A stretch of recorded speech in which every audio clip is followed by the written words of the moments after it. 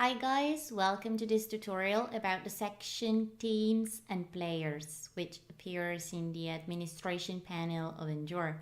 This section is very useful. It's like a database including all the players and all the teams taking part in our tournaments. So let's go together to the administration panel and let's have a closer look to the section Teams and Players. Let's go to Teams and Players. Manage. Let's start from teams. So in this section you can add all the teams taking part in your tournaments. Let's try to add a new one. Let's specify the name of the team. Well, the name is the only required field here in the form. Then you can specify the kind of sports, the town, the foundation year, the jersey colors, and the president, and more information about the team. You save the information and the team appears here in the list. If you click on the name of the team, then you can upload the shield, the photo, the group, and then you can add players, the entire roster. So let's start from the shield. You can upload a shield that you already have on your computer. Otherwise, you can create it from scratch. So you can choose the shape and the colors of your shield. But now let's upload one that we have here. So let's choose one. Okay. You choose the dimensions too. You choose the shape, the most appropriate one, which could be this. You save the photo and you have the shield. Then let's go to photo. Let's choose a photo for the team. Okay, the group one. You choose the dimensions again and you save the photo. And now let's go to players. So you can add players manually, and if you want to do that, you just have to fill in this form. Otherwise, you can import players from an Excel file you already have on your computer. So let's add a player manually now. Let's enter the name of the player, the surname of the player, and the nationality. Then you can add more information such as the ID card, the town address, place of birth, date of birth, phone, the role of the player, the jersey number, the email address, and so on, and much more information. So you save the information. You can change the information whenever you want. You can also delete the players, but to do that, the player doesn't have to have statistics. So let's upload now a photo for our player. Let's choose one. Again, let's establish the dimensions of the photo. Let's save it. And here we go.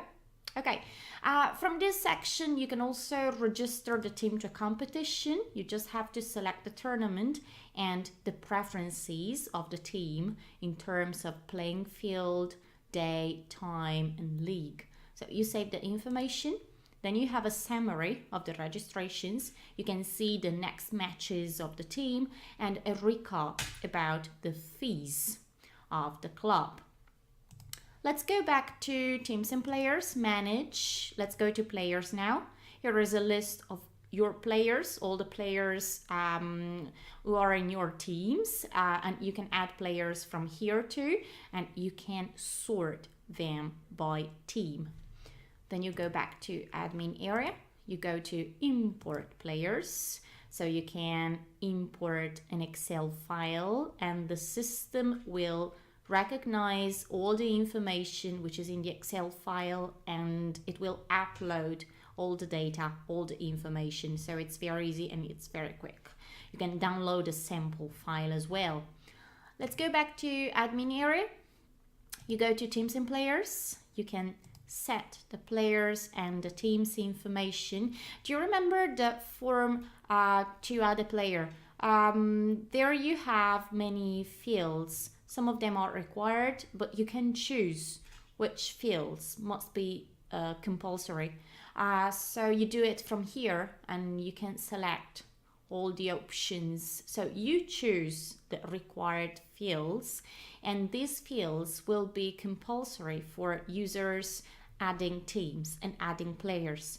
If you want these fields to be compulsory for administrators too, you have to choose the second option. Then the system is able to make a control over the player's tax code. So this is very useful because it prevents you from adding the same player twice. And you can give users, if you choose this option, the opportunity to create teams. So you save the information and you go back to admin area. Now let's go to user-player connection. Please remember that users and players are different entities, but you can connect them. So you can connect a user profile to a player profile. Let's connect a player to a user. So the user, in order to be found here in your selection, must follow your organization. So let's type the name of the user, then let's type the name of the player. Okay, here we go. Okay, so let's go to approved. This is our connection. Let's go back to the team. Let's select the team.